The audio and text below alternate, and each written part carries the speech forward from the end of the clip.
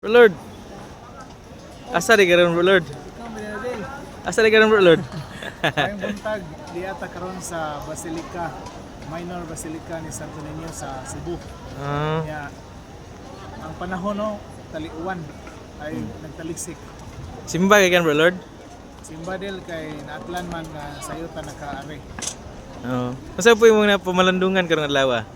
Pag abot na to dire del, gataliksik nya nahinumdum ko sa pulong sa Ginoo del sa Osias 10:12. Namatod pa sa propeta, pagpugas kamog katarong ug mag-ani kamog kaluoy.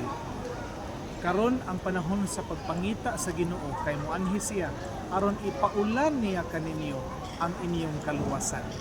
So, nahinumdum ko del kay gauwan man. So ang kaluwasan ipauwan sa Ginoo kung magpugas ta sa katarong. Kay na mabasa nato sa New Testament sa Galatia 6 versikulo 7-8 nga kung magpugas ka sa usa ka butang mo imong anihon. Kung sa imong gipugas may imong anihon. So kung magpugas kag katarong mag-ani ka kinabuhing way katapusan. Kung magpugas tag sala mag-ani tag kastigo o kalaglagan. Mao na mga igsoon ang Ginoo hustisya man.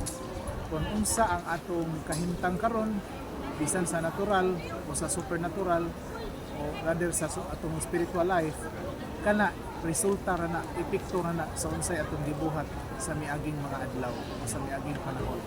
Mao na nga kung gusto tag malipayon nga kinabuhi ini kalibutan na ug sa sunod buhaton nato ang saktong mga butang ug maayong mga butang sa mata sa Dios. So mga igsoon, mao kini ang mubo nga pamalandong nako karong adlaw. Advance Merry Christmas kanatong